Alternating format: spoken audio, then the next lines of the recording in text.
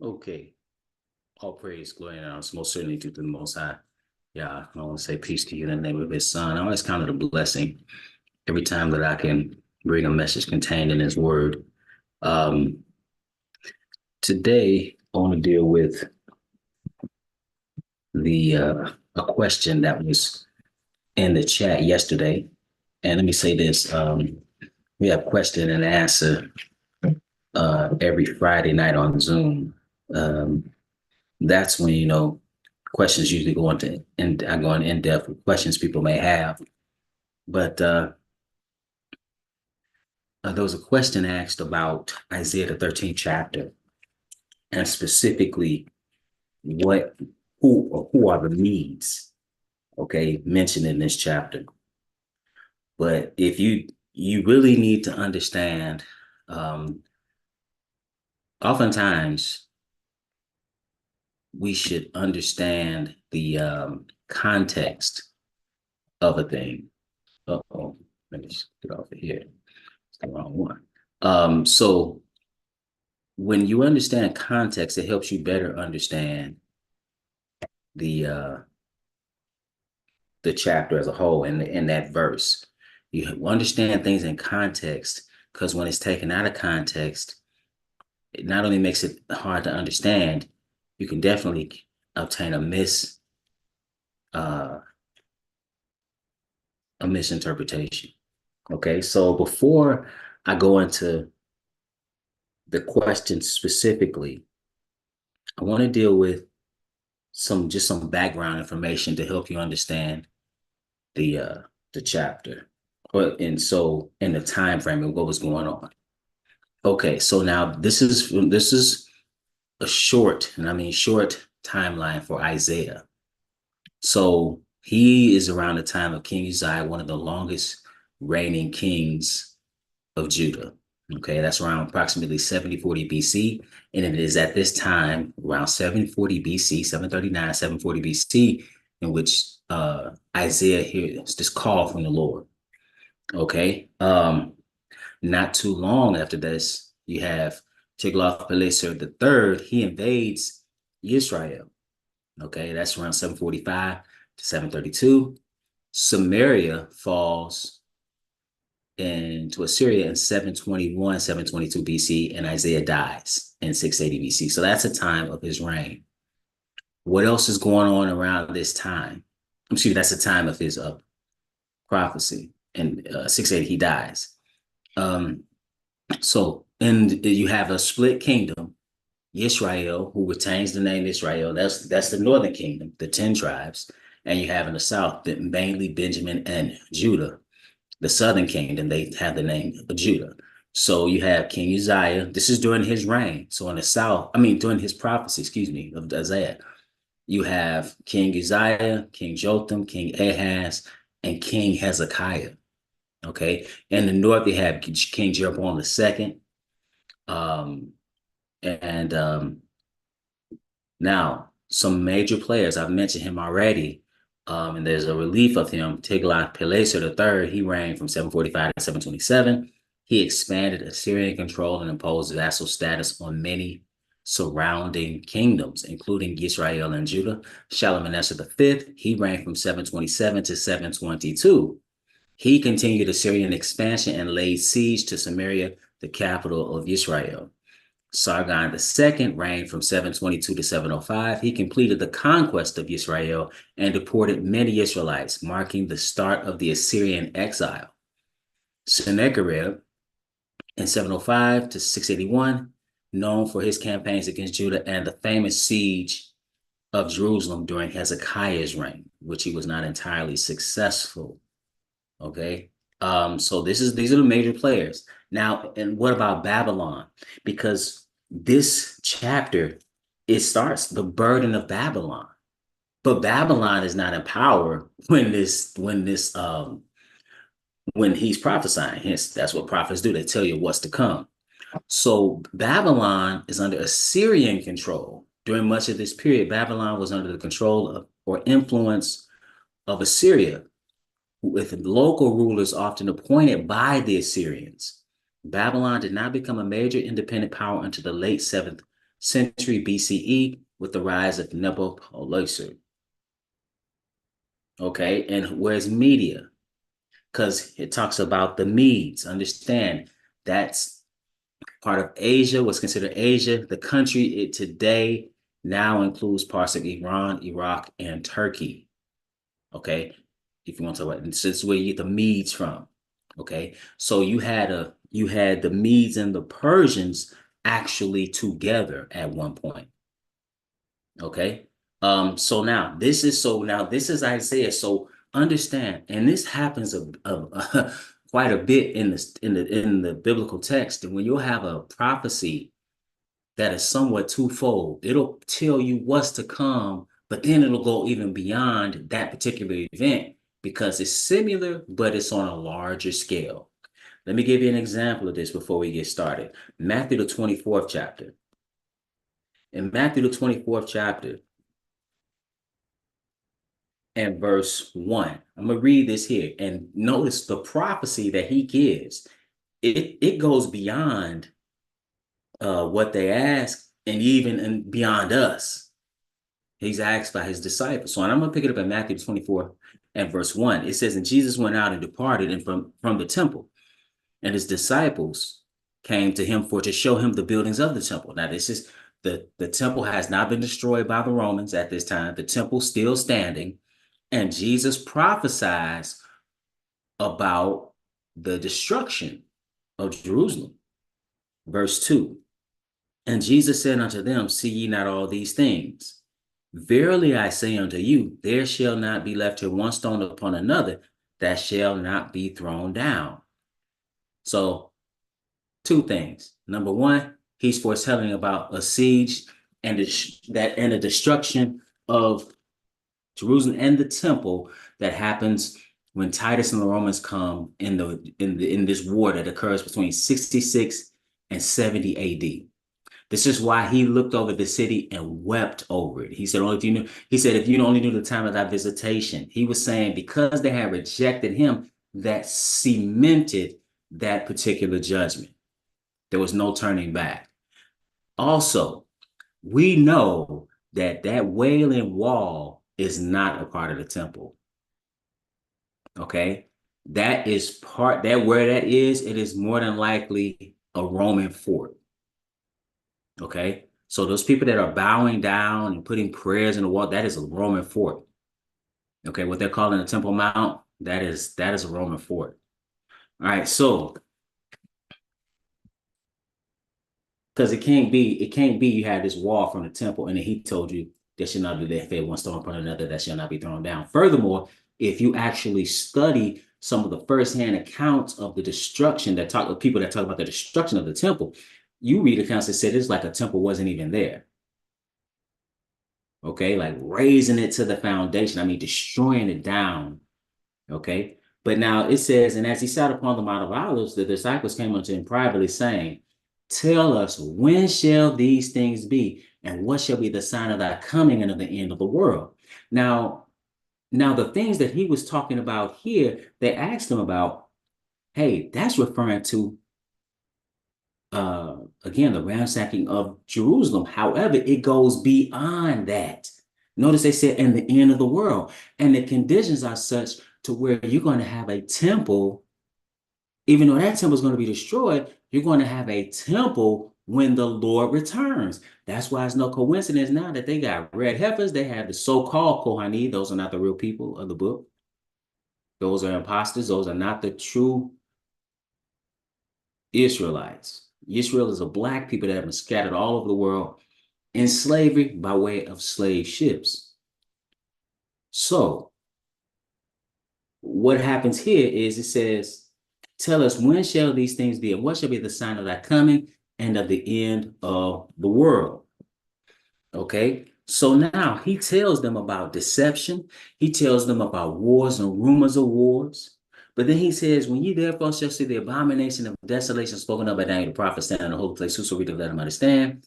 He says, for then, and then he goes on to tell you to flee. He says, for then shall be great tribulation, such as was not since the beginning of the world to this time, nor ever shall be.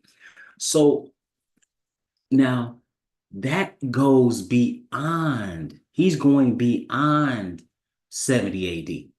This abomination of desolation spoken of by Daniel the prophet, it's like when Antiochus Epiphanes, when you read about him in Daniel, when he stood in the temple, well, basically he offered swine on the temple. He forbade circumcision. He burned Torah. He pushed forth um, Hellenization, like the destroying of Israelite culture, much as what like has happened to the so-called Negro in America today. Okay. So that was, I mean, he defiled the altar, right? When this man of sin, this son of perdition, this abomination of desolation, who will stand in the temple as God, showing himself to be God, as Paul talks about, that he's coming directly out of Rome, the Pope. And understand, Rome, the reunification of the Roman Empire is taking place right now. This is the power that is going to fill the vacuum left when the United States falls. Understand what's taking place.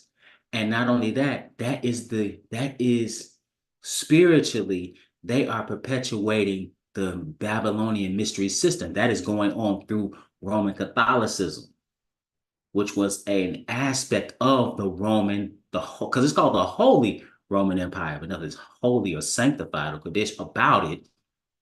It is pagan and wicked and Luciferian at its very core. But understand, you're seeing it right now be reunified under the term, you can call it the EU, whatever you want to call it. It is the reunification of the Roman Empire.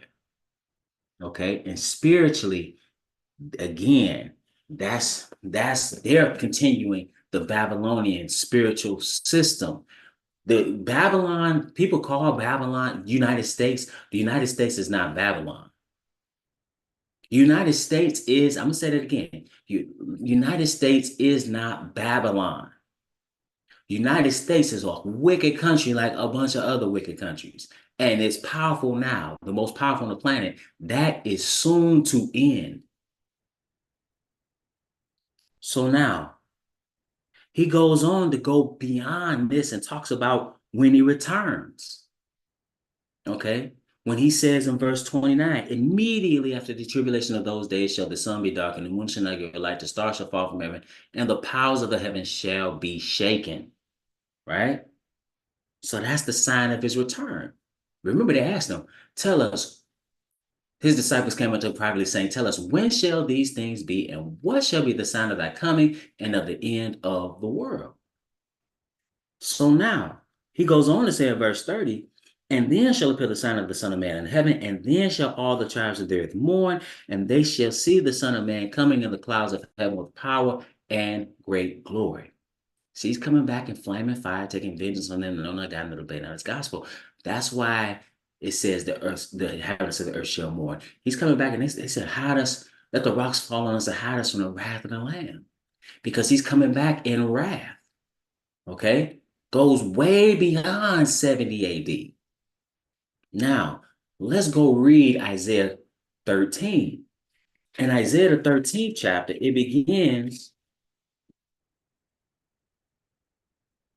as follows. Isaiah 13 and verse 1. It says the burden of Babylon, which Isaiah, the son of Amoz, did see.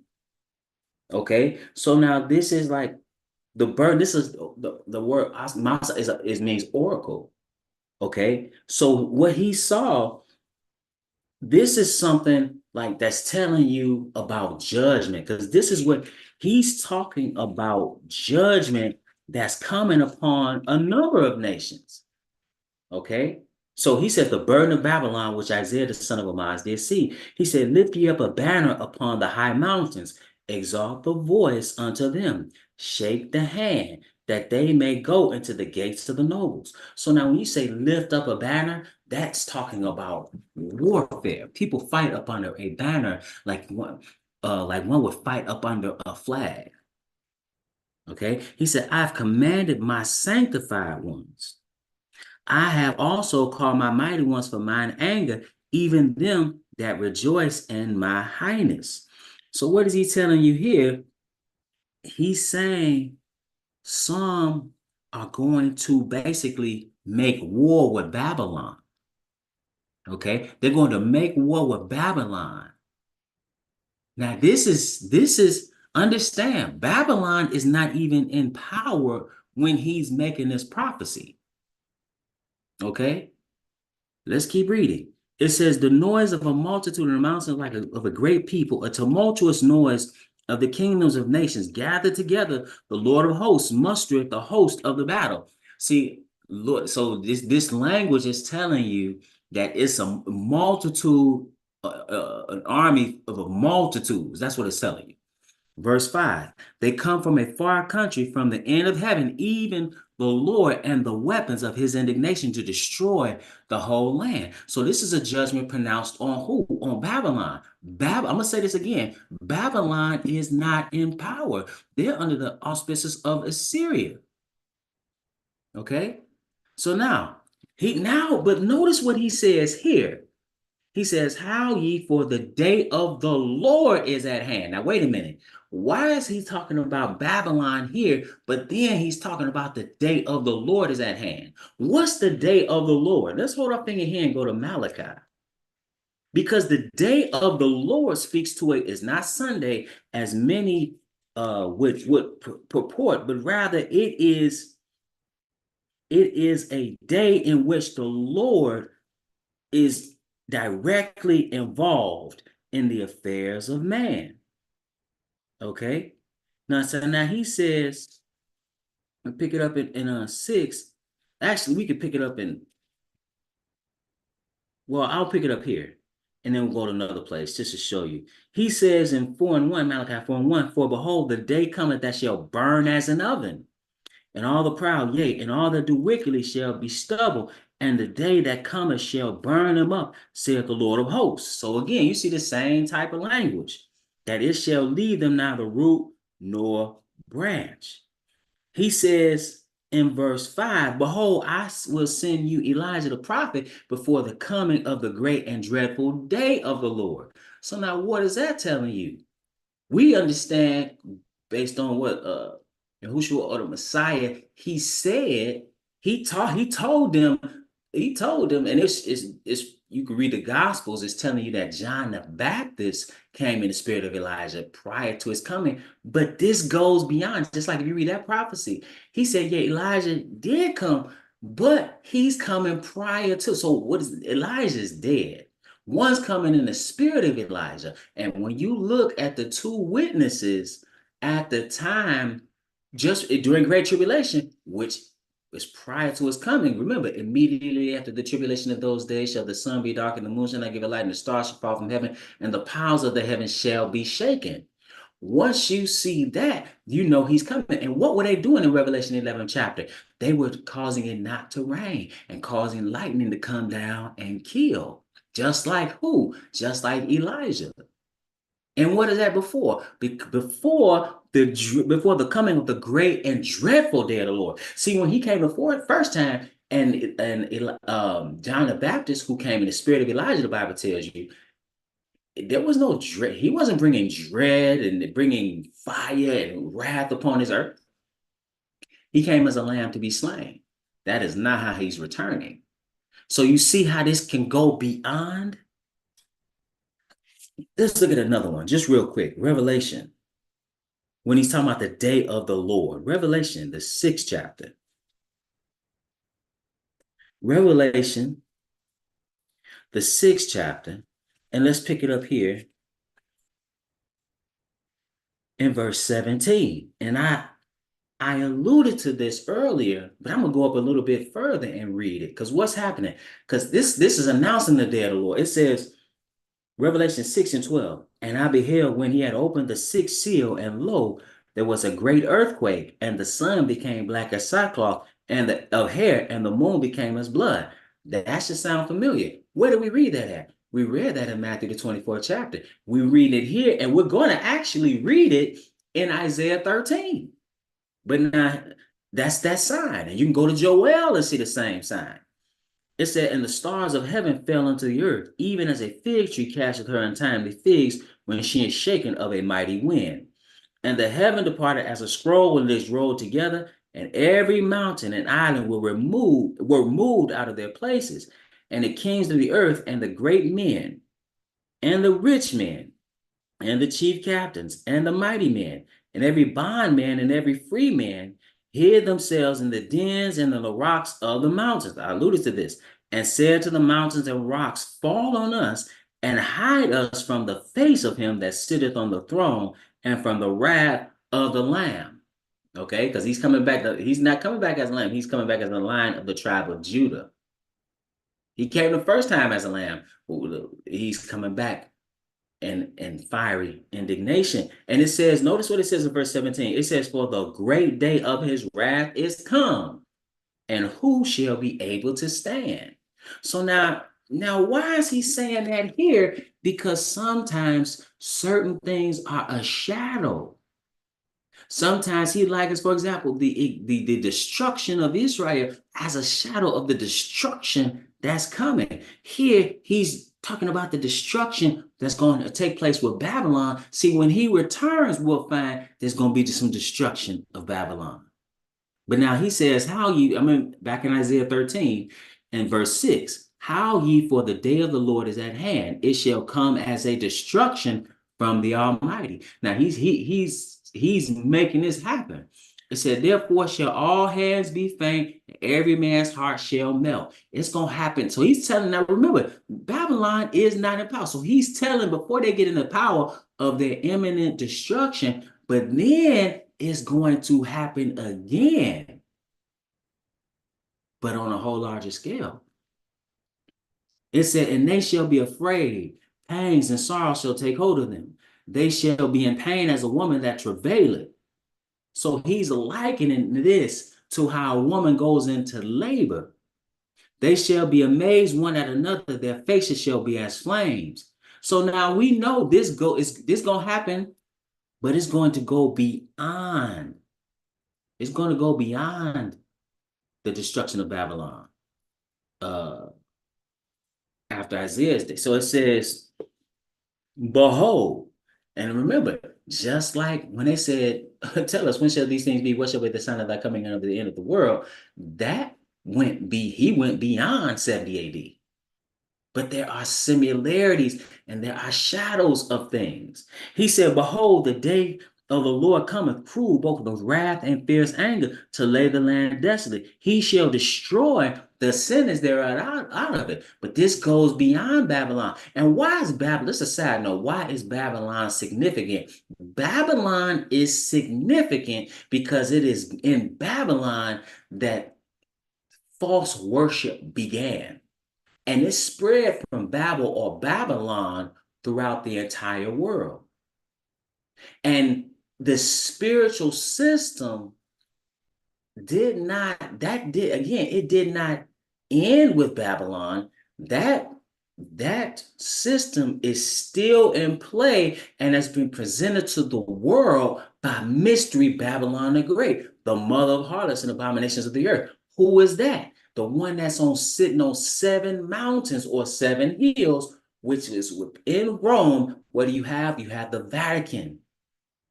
And that's why all the symbolism there, it takes you back, too much of it takes you back to the symbolism that you find in Babylon. Okay? That's Mystery Babylon the Great. And that is because again, when you look at the last 4 Gentile kingdoms mentioned in the book of Daniel, it begins what? With Babylon, that had to go, and then it just deteriorates to who? The Medes and the Persians. Then who? The Greeks, and then who? The Romans. But now let's pick it up at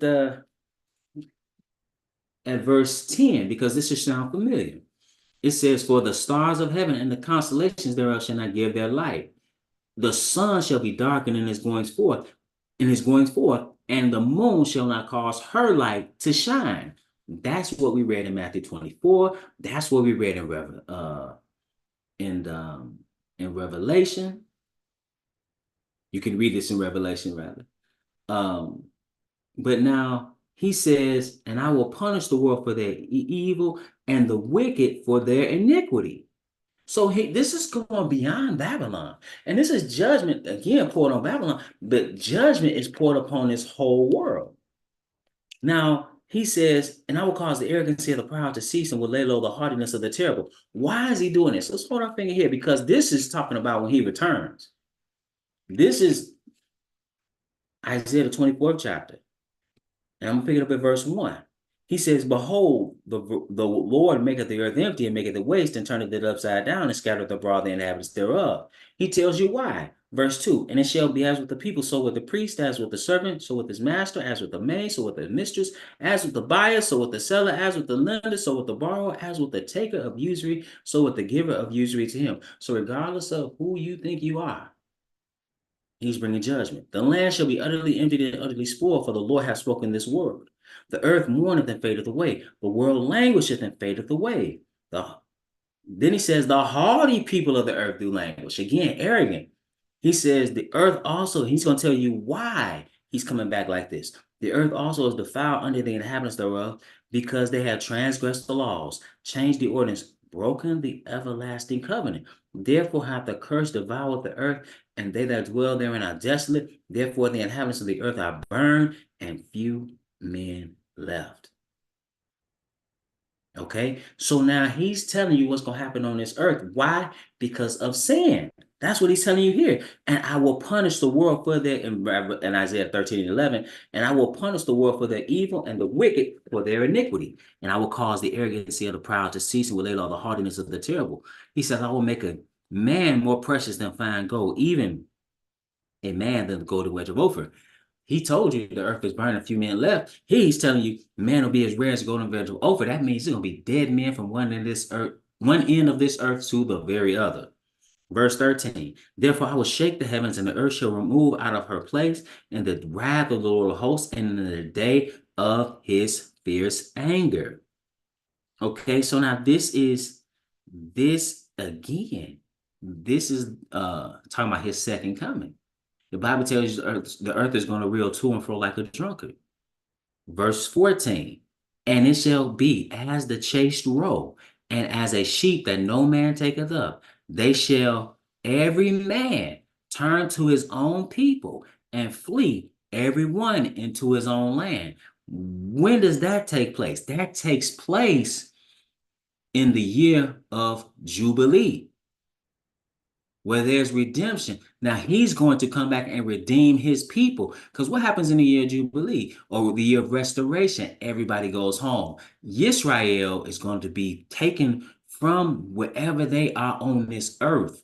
That's why he tells you, if you keep reading in Matthew the 24th chapter, we didn't read it, but in Matthew the 24th chapter, he tells you, in verse 31, and he shall send his angels with the great sound of a trumpet, and they shall gather together his elect from the four winds, from one end of heaven to the other. Who are his elect? The children of Israel that are scattered in the diaspora throughout the world. So he says here, if you go read in Leviticus 25, it talks about what? Restoration. What happens in that year of Pentecost or the year of Jubilee in that 50th year? Everybody goes home. This is what's happening here. And it shall be as, back in Isaiah 13 and 14. And as it shall be, and it shall be as the chased roe, and as a sheep that no man taketh up. They shall every man turn to his own people and flee every one into his own land. See, the Lord's come back to redeem his people. But it says, everyone that is found shall be thrust through, and everyone that is joined unto them shall fall by the sword. Their children also shall be dashed to pieces. Now, wait a minute. Now he's going back to what's going to happen to Babylon. But again, Babylon is not in power at this time. Well, let's keep reading. It says, behold, I will stir up the Medes. Because the question that was asked is, who are the Medes? These are the ones that were in Media. They are what they would call Aryans and the Persians, and they got together. Okay, and they had a two-tiered system. That's why a rulership. That's why you read later on when they were conquered by that he-goat, that ram, that had one horn was longer than the other. One was more powerful than the other. But Alexander the Great came against Darius and he destroyed them, stomped on them. They talks to it's the symbolism there is this he stomps on them. This and this ram destroys it, and then he comes to the height of his power, and then he dies, and four horns come up. Right? Because what is that talking about? That's talking about the death of Alexander the Great after he conquered the world. And then you had these major battles between his generals. And it was more than four, but the main ones that came up, they didn't come to his height, but they came and separated his kingdom in the fourth. That's why when you see the symbolism in Daniel of the four-headed leopard, that's referring to the Greeks, where you had Lysimachus, Cassander, Ptolemy, and Seleucus. Those are the ones that reigned. History tells you this. So he says, their children also shall be dashed to pieces before their eyes. Their houses shall be spoiled and their wives ravished. So now it's saying that at that time, but understand the same thing is going to be happening because it's going to be a war against the one that's holding the banner of Babylon prior to the Lord's coming. They're going to be coming out of the east, though. They're going to be coming. It says, notice what it says in Zechariah 14th chapter. Behold, the day of the Lord cometh, and the spoil shall be divided in the midst of thee. He said, for I will gather all nations against Jerusalem to battle, and the city shall be taken, and the house is rifled, and the women ravished, and half of the city shall go forth into captivity, and the residue of the people shall not be cut off from the city. Then shall the Lord go forth and fight against those nations as when he fought in the day of battle. So that's when he's returning. And notice what it says here in verse 5. And ye shall flee into the valley of the mountains, for the valley of the mountains shall reach unto his all. Yea, ye shall flee like as ye fled from before the earthquake in the days of Uzziah, king of Judah. He was king during Isaiah's day. And there was a history to archaeology actually tells you there was a great evidence of a great earthquake during his reign. He says, and the Lord my God shall come, and all the saints with thee. Okay. But now let's go back to Isaiah 13th chapter. So it said, behold, I will stir up the Medes against them, verse 17, which shall not regard silver, and as for gold, they shall not delight in it. Okay, so who is this talking about? Let's go to Daniel, the 5th chapter. And so the same kind of army is coming again later on. But now I'm talking about even beyond this, what we're reading here. But now let's go to Daniel, the 5th chapter, and see what happened when the Babylonians were in power. This is where you got the handwriting on the wall. This is when the king of Babylon, right, Belshazzar, is in power. And his father's gone. So now he's up there. He's made a mistake. He made a terrible mistake. And it's one thing the Lord allowed Israel to be conquered, but you're going to take all the instruments. You're having a good time. You got your wives and y'all up there sipping it up. Y'all, you doing all these things to these guys. And then he saw handwriting on the wall, and Daniel interpreted the writing. Verse 25, Daniel 5:25. And this is the writing that was written. Mene, tekel upharsin. This is the interpretation of the thing. Mene, God hath numbered thy kingdom and finished it. Tekel, thou art weighed in the balances and art found wanting. Peres, thy kingdom is divided and given to the Medes and Persians. Now he's talking to the Babylonian king, right? If you go to Daniel 5:1 and 2, you read that this is Belshazzar. His father was Nebuchadnezzar. Nebuchadnezzar was the king of Babylon. Right? So now he's telling you that you're going to be destroyed. But again, at this time, Babylon's not even on the scene as far as in total power. So he said, behold, I will stir up the Medes. I'm back in Isaiah 13:17. Behold, I will stir up the Medes against them, which shall not regard silver, and as for gold, they shall not delight in it. Okay? So Babylon, now notice what he says here. Their bowls also shall dash the young men to pieces, and they shall not have pity on the fruit of the womb, their eyes shall not spare children. And Babylon, the glory of kingdoms, the beauty of the Chaldees, excellency shall be as when God overthrew Sodom and Gomorrah. What happened? If you go back into the places where they look at, what they believe to be Sodom and Gomorrah right now, what you see is a place full of sulfur balls. Like they can light them on fire right to this day, and they'll burn. And it's total destruction where they believe that Sodom and Gomorrah was. The same thing with where Babylon is, the ancient Mesopotamian city. This is in Iraq. Okay. Even Saddam Hussein, when he was in power, he did. They hanged him, right? Kangaroo court, executed, right? In his own country. The boys came, right? Nevertheless, they executed him, right? But what was he trying to do? He was trying to rebuild the beauty of Babylon. He was using bricks it looked like you got from Menards, but nevertheless, he understood that it was Babylon, and he understood the beauty of Babylon. You can't rebuild Babylon. So now what's Babylon? Babylon's an ancient Mesopotamian city, is not inhabited today in the way it was during its peak. The ruins of Babylon are located near the modern city of Hilal in Iraq. It says, while the site itself is an archaeological area, there are no permanent residents living in the ancient city ruins, just like it said.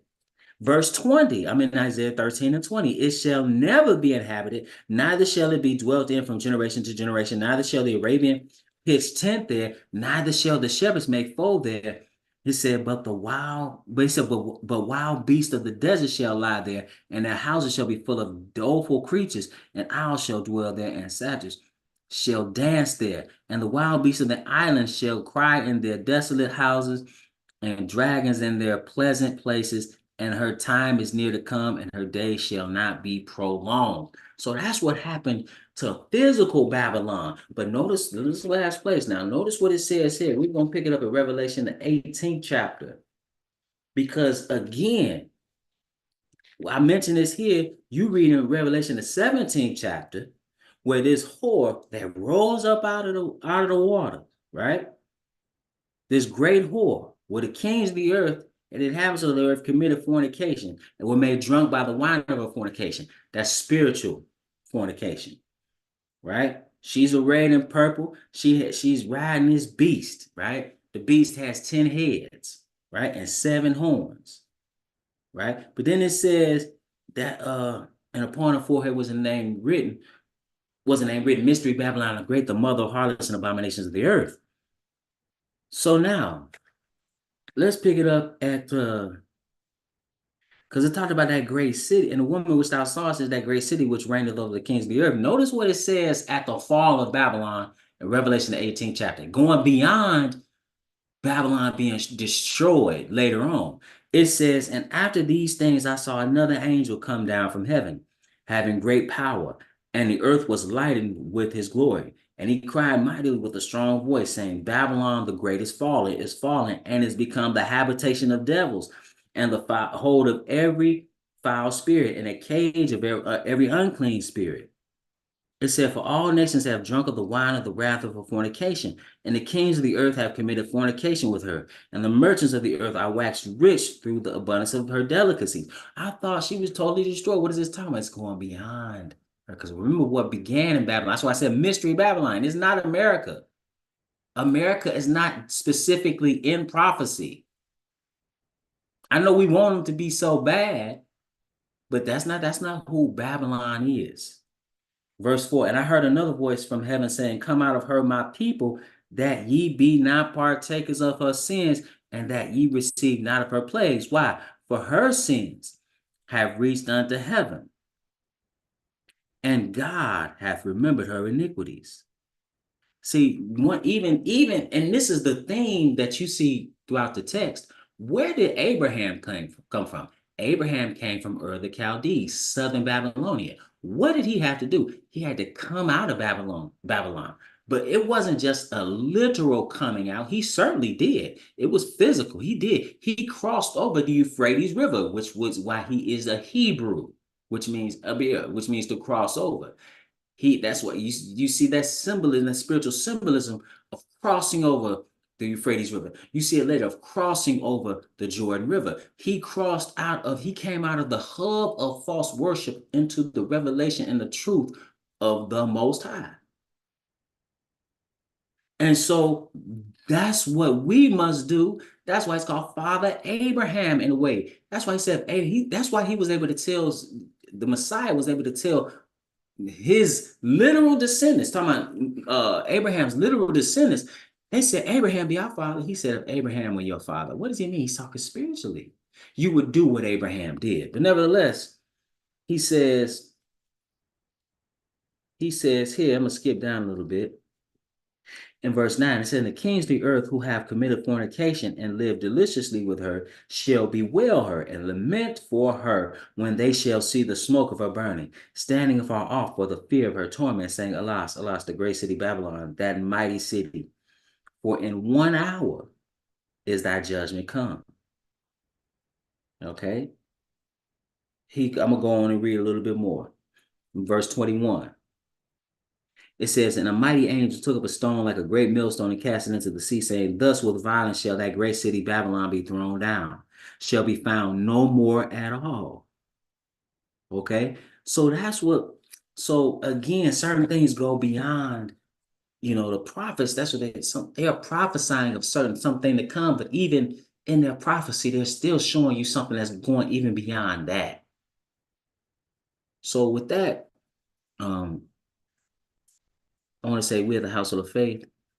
My name is Brother Elisha, and we at the Household of Faith meet every Sabbath at 5925 West 25th Avenue in Gary, Indiana at 1 p.m. Central Standard Time. We live stream right here on the Israel Teach YouTube channel, as well as at www.israelteach.org. We meet every Sabbath at 12:30 p.m. Eastern Standard Time at our Stafford, Virginia location. That's 153 Garrisonville Road. That's at the Red Roof Inn in Stafford, Virginia. Again, 12:30 Eastern Standard Time. And with that, brothers and sisters, it's always my prayer that you will edify.